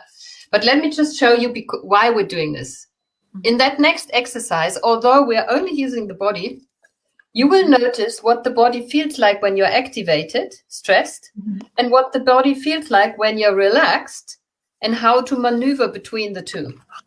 Because this side, okay, this side, the activation side of our nervous system is called the sympathetic system. And the relaxed and the cool one is called the parasympathetic system. So the one activates, the other one deactivates. When we activate, everything gets stressed, tense, loaded, tight, breath goes up, heart goes fast, blah, blah, blah. And I'm pulling up my shoulders because this is what we're doing, pulling up the shoulders. And when we're relaxing, we're breathing out, everything goes soft. Da, da, da. So we're doing this now, okay? Mm-hmm. Or you need Okay. Jo. Tak jo, takže Dorothe vlastně nám ukáže cvičení nebo krátkou aktivitu na pár minut, která nám vlastně přesně pomůže si uvědomit, jak to vypadá, když jsme teda až moc plusu, moc hyper, nebo naopak v mínusu. A vlastně to vyrovnává ten vztah mezi sympatickým a parasympatickým nervovým systémem. Jasně, tak. Aha. I'm writing this. Yeah, it's okay. Sorry. I have written sympathetic and parasympathetic, then I finished. I didn't finish. Okay? Okay? I understand. But you know what? This blue part is not entirely bad, because this blue part is also the part where we're healing. When you're sick, what do? You go to bed because your body is busy healing. It doesn't need you to run around. You should rest, okay? So the body switches everything off to rest. It does that several times a day. So you run up the stairs, breathing, heartbeat, you go to the top of the stairs, your body switches back down, heartbeat down, breath down. You are not thinking, oh, staircase, heartbeat faster, but it's simply doing it. And when you're on the top, it's sheer relaxing without you doing anything, right? Okay, shall we do that? Mm-hmm. Tak jo, takže vlastně teď to znovu jakoby popsala, no. Aktivitu, kterou nás přesně, když jsme úplně jako, co říct, na vrcholu té vlny a jsme úplně jako, nevíme už co se sebou, všechno bychom dělali, lámali skály a řídili 3 firmy najednou a už fakt jako nevíme, tak jak se sklidnit a naopak, jak se dostat z toho dna zase zpátky do té aktivační vlastně jakoby fáze. Okay. Good. So first of all, notice how your body feels, how tense or loose you are, how your body feels, how you're breathing, how you're feeling. Mm-hmm. Tak jo, tak nejdřív se soustřeďte na svoje tělo. Vlastně jak se teď cítíte, jak dýcháte, jak se vám sedí, stojí, jak prostě teď zrovna vaše tělo je a funguje. And now, just to check how your state of being is at the moment, look over your right shoulder and see how far can you look at the wall without stress. How far can you look? What can you see? Remember what you can see, and then look over your left shoulder as far as you can look and see what you can see. Just see how far can you look without stress. Okay? Bez jakýhokoliv napětí se jenom pomalu podívejte přes vaše pravý rameno a vlastně jako zkontrolujte, jak daleko třeba vidíte nebo co vidíte a úplně stejně se podívejte i na levou stranu. Zase jenom se koukněte, jak daleko to jenom jde a vraťte se zpátky. So now take your hands, clasp them, put them behind your head, rest your head in your elbows resting. Tak, dejte si ruce, vlastně si propleťte si prsty a dejte si je vlastně jakoby za ramena a hlavně uvolněte lokty i celý ty paže. And now you can keep your eyes open or you close your eyes, it doesn't matter. You keep your head, your arms, your nose where it is, and just your eyes look to the right. Open or close, doesn't matter. Just the eyes looking to the right. Tak, je jedno, jestli máte otevřený nebo zavřený oči. Vyberte si jednu z variant a jenom se podívejte těma očima na pravou stranu.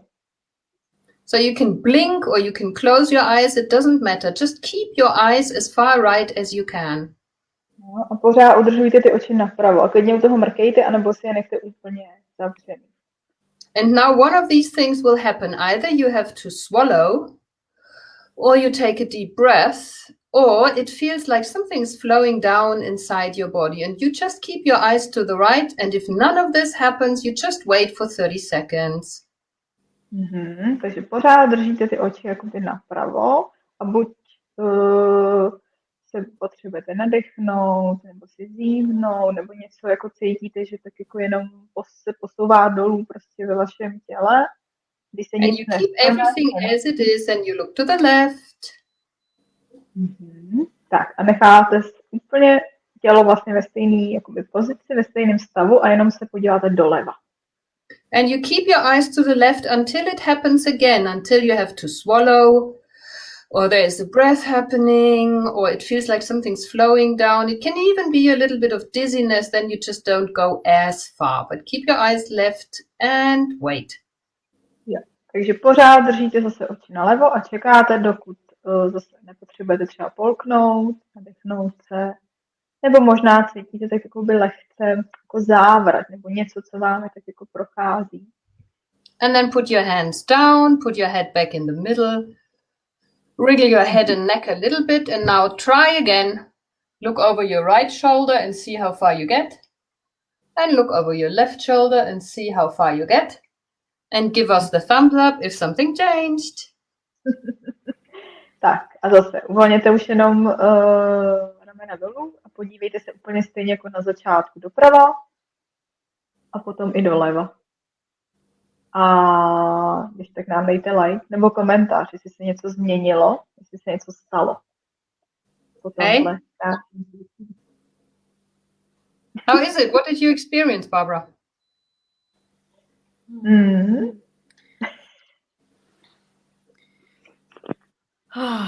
Jo, určitě se cítím jako víc zrelaxovaná, prostě cítím uvolnění.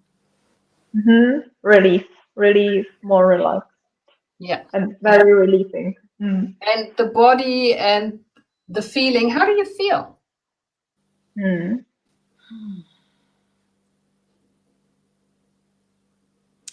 No, musím říct, že já se poměrně při těch rozhovorech, nebo jak kdy, ale někdy se cítím opravdu jako v napětí, protože právě fakt patří mezi ty hypersenzitivní osoby. A takže já velmi dobře znám to, o čem mluví Dorothe, že vlastně mám jakoby velký náběh energie, hodně vydám a pak mám jakoby hodně prudkej, zase jdu dolů, jo. A i takhle v rámci, je to samozřejmě zimou, ale prostě takhle k večeru, což pro mě už ta 6. třeba večer je, a opravdu už cítím, jakoby, že bych spíš potřebovala jít jako do klidu, ale vymyslela jsem si ten projekt. Tak v něm jsem, jo. Ale některé vysílání jsou pro mě úplně super, ale některé opravdu cítím, jo, že vlastně no, prostě cítím jakoby to lehký napětí, že vlastně ta nervová soustava už pro mě není úplně jakoby, že jako nejsem úplně OK, že prostě jsem jakoby za tou svojí vlastně hranicí toho mýho jako super bezva, prostě právě vyrelaxovaného pocitu. Ale tohle musím říct, že je to moc fajn, že přesně, že mi jako slezlo napětí vlastně z hlavy, mám pocit lepší. Jo, prostě vrátilo mě to, určitě mi to vrátilo i zpět prostě k sobě. Jo, že přesně, že cítím sama sebe a cítím se uvolněně. Okay. Bara is a highly sensitive person, so she knows that this time is a little bit too late for her, like 6 p.m. That's the time when she starts to feel a little bit down, and that's why during these live streams she feels more tense than usually, or than during the day, during the time when she is active and in her like happy green mode. But after this exercise, it helped her that she had a feeling that the head and the tension from the head is going down and removing, and yeah, it really helped her. Very good. So the trick of this exercise is that we use the vagus nerve, you can forget the name, to actually switch our nervous system from activation into relaxation. This is why we feel this flowing, and this is also why we feel like sometimes we need to swallow, or we breathe out like this, because this is our nervous system switching, and it's a reflex that you swallow, breathe, relax. Okay. To je vagus nerv, jo? Vagus nerv. Překládáme. Jo, tak právě tenhle nerv je vlastně klíčem tady toho cvičení, že nám pomáhá se sklidnit a způsobuje i to, že máme třeba pocit, že potřebujeme právě se jakoby vydechnout třeba hlasitě, nebo naopak polknout. Prostě svý puse nás to nutí, prostě ten reflex k té činnosti. No, to je celý, no. Yeah. And this is also how we do it at the seminars. You do a little exercise and you get this aha, and then we use it, right? You integrate it, and then we learn a bit more, and then you use it and you say, oh, nice, like this. So we let it flow. And I use a lot of shaking, but this is not the time of the day to do a lot of shaking. We have grounding shaking as well, but it's usually a bit more activating. My přijdeme na seminář, na to třesení. Yeah. We will come to the seminar to shake. Yes, please. A to mě přivádí k otázce vlastně, kde a kdy se s tebou můžeme třeba v České republice setkat. Okay. Where and when can we meet you in the Czech Republic? I am actually not so sure what the dates are, but Lucy is actually busy setting up dates and seminars and things, and I'm pretty sure that she would send everybody interested an email with a notification of that. I don't know how to handle this, but I will come back to the Czech Republic. I just don't know the date yet. Dorothe vlastně neví ty datumy přesný, ale Lucka na tom pracuje. Hele, ale Lucka tady, jakoby teďka tady pod tím videem, vlastně, kde jsou komentáře, tak od Lucie Vlachový, když se podíváte, tak vlastně teďka přibyl komentář, kde je odkaz na webovou stránku, kde vlastně jsou všechny semináře, který Dorothe pořádá nebo bude pořádat tady v České republice. Takže pokud máte zájem, tak rovnou se podívejte. And for those people who cannot attend seminars because they can't travel or whatever the reason, tiny babies, elderly people, there's also an online course that I have on Podia. It's translated into Czech and Slovak. So whoever feels like they want to explore a bit more, work more by themselves for a while and just feel how is that with the breathing and the shaking and what has my ego to do with this and the trauma, and there's so much practical stuff on there: yoga, shaking, breathing, different nervous system techniques. So it's like it's 11 hours, but always like little tiny things that you can pick and choose from and put it into your goulash. Thank you. And you can have a discount code that I sent out via Lucy as well if you want to. Let's just see how this works out. Okay. Tak jo, pro ty, kdo by třeba nemohli se dostavit prostě přímo na ten seminář, tak vlastně Dorothe má kurzy, které jsou online, tím pádem můžete kdekoliv, kdykoliv. Je tam hrozně moc cvičení, aktivit, právě toho třesení, uklidňování. Jeden ten kurz, myslím, že zmiňovala, že má jako celkem 11 hodin, což je fakt hodně času, ale je to právě rozfázovaný na hodně krátké části, aby se to dalo všechno strávit najednou. A myslím, že říkala, že přes právě Lucku, že má slevový kód, který tady potom můžeme asi nahrát do komentářů, nebo nevím, jak to vykomunikujeme, ale o ten bychom neměli přijít. Okay. A jinak ještě Lucka píše, že vlastně první seminář v letošním roce bude 27. až 29. května. There's a date. Yes. Tak, já to tady asi... A ne. To odkliknu. Tak. No dobře, tak já se těším určitě. Doufám... Ne, jako pokud už v tom diáři já něco nemám, tak přijdu určitě, protože samozřejmě to, co tady bylo popisované, že vlastně to jako normální činnost té nervové soustavy, to znamená nahoru dolů, co známe všichni, jasně OK, ale pak říkám, že my hypersenzitivci zažíváme jakoby to hodně velký vlny prostě, jo, jsou mezi tím velký, je tam, jsou to jako, dotýkáš se vlastně hodně jako extrémních částí, takže se těším, že skrze tady práci Dorothe se to i u mě třeba zjemní trošku. Yeah, Mara is really looking forward to this. Not really, because she said that she is, as she already mentioned, highly sensitive person, so she has really big waves in her life, like over too much to both sides. So she can't wait to learn the techniques, how to get better and how to work with it. Yes.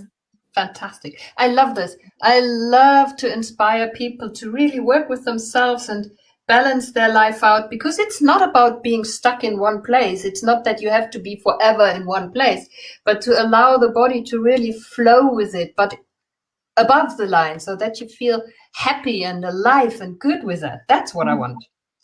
Human Being 101 is the course. No, ale až to přeložíš, tak přelož to.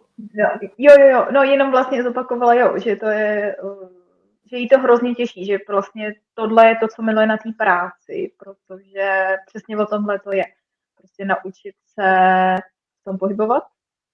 A název toho kurzu je jakoby lidská bytost, jako 101, jako 101, no. Protože to, jsem měla takovou jako osobní otázku právě na Dorothe, jaký to je být autorkou vlastně jako léčebný metody, objíždět celý svět a pomáhat tolika lidem, jo? Že vlastně jak se ona cítí? That's a very nice question. How do you feel like to be someone who travels around the world and helping people and treat them through your method and helping them? How does that feel? Yeah, how does it feel? Yeah. Fucking good. I believe you. No, it really, it is not so much my profession as my passion. Because of what I experienced for myself and for my family and for my children, this is why I'm burning to actually share this with people so that they can create their life, their family, their community with this connection, with this wholeness, with this integrity in themselves, as wonderful as they are. I love to inspire and to throw these little seeds, and then it grows and, you know, it does what it does. I love it. I love it. We see it. I think it's see it. No. Já nevím, jestli to je nutný překládat. Ne, ale je to vlastně o tom, že to je vášeň, že to není úplně jako práce, že prostě baví vidět ty výsledky, vlastně zasejvat ty srdíčka, vidět, jak ty lidi pak třeba rostou, ty reakce, ty následný jakoby životy a situace, prostě celý ten proces zažívat. Je to je to vášeň. Sorry. And what I actually have to add, it doesn't only feel good, but it fulfills me with a gratitude that is hard to describe. And I maybe you can feel it now, but it's really this moment when you look into the eyes of the other one and you see, bam, whoop, there's a light coming up. There's this spark of life that everybody has, even if you are totally depressed or in drugs and addictions and beaten and trodden down by life. There's this spark. And when you see this come alive and you look into the eyes of the person, it's like, whoa, it touches you so deeply. And this is what every single one of the seminar experiences with each other. And when I'm watching them on the last day, it's like, whoa. If you ever wanted to make the world a better place, start with yourself. And when I see this and I see people come alive and be the beauty, the wonder, the gift that they are, it's like there is nothing better. Nothing better than the gratitude, the awe, I don't know what, it's like bowing down to life. And this fills me more than anything.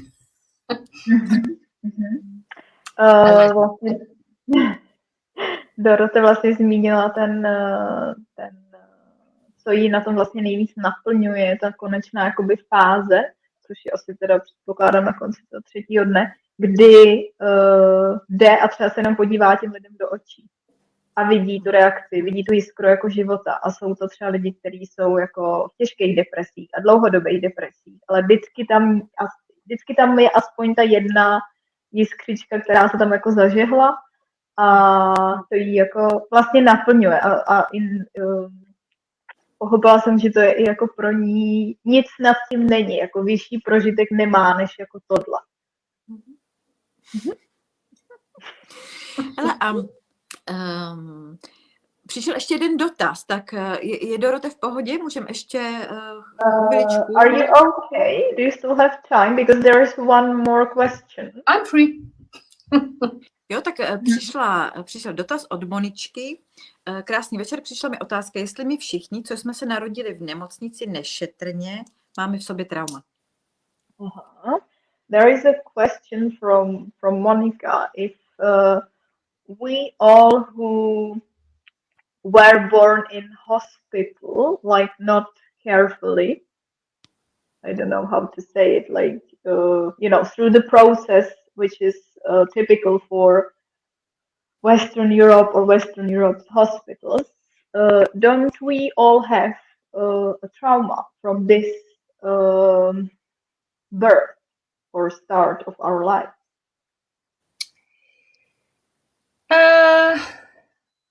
Many of us carry a birth trauma, but I wouldn't say everybody, because it is miraculous, because some people have a resilience, have an inborn bigger container where they can take more adversity, more hardship. And what I, for example, do as a coach, I help people to make their container bigger so that more of life can happen inside and not kick them below the line. And some people have trauma from being born in a hospital, yes. And not at this first seminar, but we have a longer seminar, which is 5 days. And usually what we do there is floating. So we're using warm water and each other to actually allow ourselves to reset the nervous system completely. It's like you reset your computer. It's like back to default. It's you reset your nervous system. And for some people, it can happen that they have a birth experience again. But this time, remember, always in our trauma therapy, we let them win. So we want to complete it in a healthy way. So when they have the birthing experience again, it's like a rebirthing where they actually come out into life anew, but safe and loved and accepted and welcomed and completely reset. And this, for some people, to have that rebirthing experience can reset their whole life. But it's not rebirthing like, because there's methods that call themselves rebirthing, but it's elements of that. So in my work, I have studied so many things, but I combine them all into what works now. You know, I'm not interested in just one method, but I'm interested in the complexity and the beauty of the human being, and then we just take what works now. And if you need to deal with your birth trauma, fantastic. If we have warm water, great. If we don't have warm water, we can do it another way, right? But we will make sure that your body, your psyche, your being, your mind can complete and say, it's done. Let's live now. Okay. Takže Dorothe si nemyslí, že všichni máme trauma. Někdo jo, někdo ho má z toho narození, ale zase tělo jako houževnatý a hodně odolný, takže je prostě různý způsob, jak se odnese nebo neodnese. A co hodně dělá, nebo jakou metodu má na těch seminářích, je vlastně způsob jakoby znovu zrození, znovu narození, ale je to vedený tak, aby všichni vlastně došli do té zelené, do té šťastné části, aby ten proces byl prostě zakončen jako pozitivně. A je to vlastně způsob něco, jako když restartujete počítač jako na úplně tovární mód, základ a jedete jako od znova. No, tak když Dorothe vytváří nový životy. No, so you are creating new life. Say again? You are creating new lives. Yes, and I was just, while you were talking, I remembered at one seminar, it was happening in Estonia, there was a lady who is a midwife, who is actually really accompanying people out of the womb into life. And she was so impressed with the method that she wanted to study it, to give workshops for pregnant ladies so that they can have a holistic birth, so that they can embrace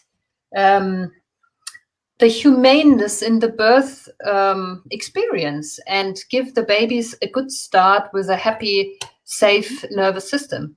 So I just remembered that very often when we do these seminars, it feels like people are reborn afterwards because something falls away and it's as if they come out of the shell into life and be reborn, renewed in that moment. Yeah, it's true. Doesn't matter how old you are. Že teď vlastně zmínila, že potkala třeba na semináři porodní bábu nebo porodní asistentku, která se chtěla právě tohle naučit a projít si i tady tu metodu jako znovu zrození, aby i pomohla vlastně ten čerstvým miminkám na správnou cestu. A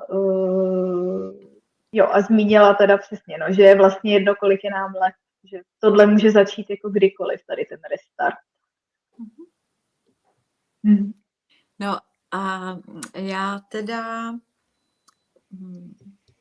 jednak poděkuju za účast, jo, a pak vlastně strašně ráda bych popřála Dorothe, ať se tahle její práce šíří opravdu světem nezadržitelně.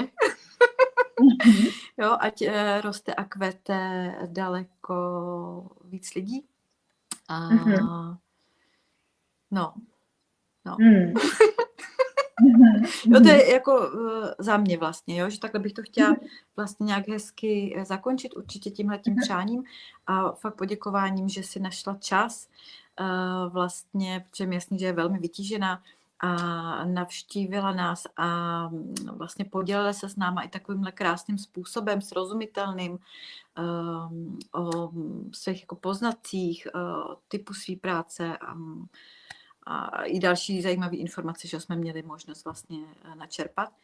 A i za sebe já teda ještě obdivuju, kromě jinýho, opravdu tu nádhernou angličtinu, tak to je něco, jak bych chtěla mluvit já, jak mluví Dorothe, úplně krásně, jako jednoduše, srozumitelně, fantastický. To je jako taková třešnička na dortu, protože opravdu rozumím i já a to si o sobě myslím, že jsem fakt mimoň, že jo. Co se angličtiny týká. Okay. First of all, thank you for being here with us and thank you for your time because you are very busy. So Bara is very happy that you found the time to be here with us and she feels really grateful for that, for the talk. It's experience and everything. And she wishes you all the best, like that you still have a lot of people who will change their life, who will grow with you, and who will start again. And she admires your English because she says that she was able to understand everything. And I have to say the same, that you are truly a lecturer because your English is enough. It's not too much, but it's not too low, and it's very clear, and it's really nice to say. I talk with my body. To taky. Why not? Yeah, that's the same. Yeah, the body language is also.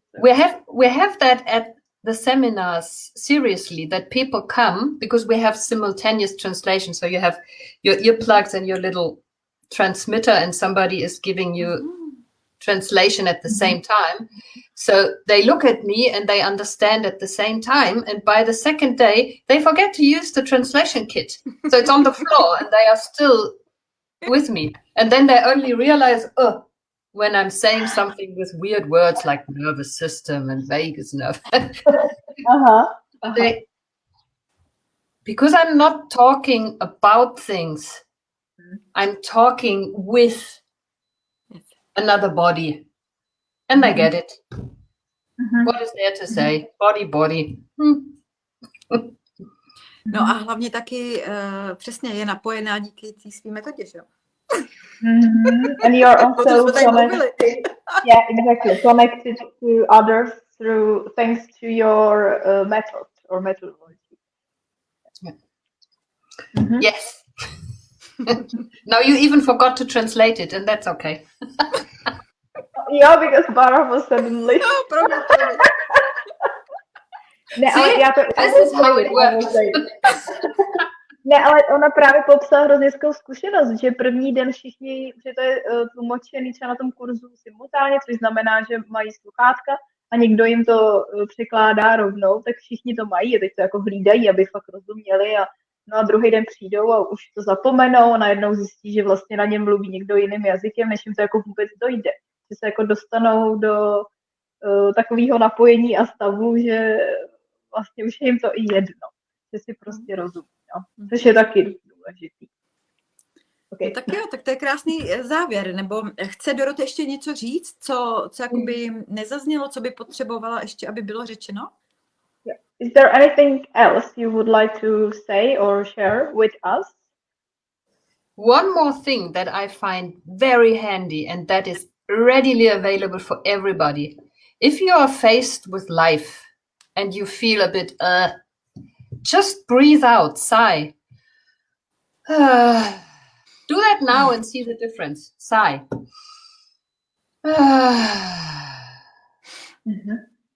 How does that feel? Jo, tak jako poslední tečka. Na závěr, úplně jednoduchá věc, to může vlastně pro sebe udělat každý, kdekoliv. Nádech, výdech, ale ten výdech klidně vypuste s tím hlasitým výdechem a úplně jako s uvolněním. Že stačí jenom tohle a už vám to pomůže.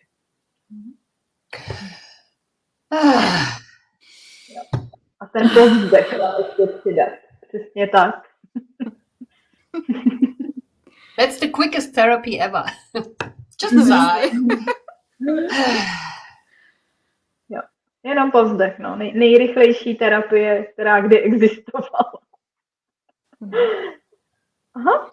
No tak jo, tak děkujeme. Děkujeme moc. A pojďme se vidět naživo.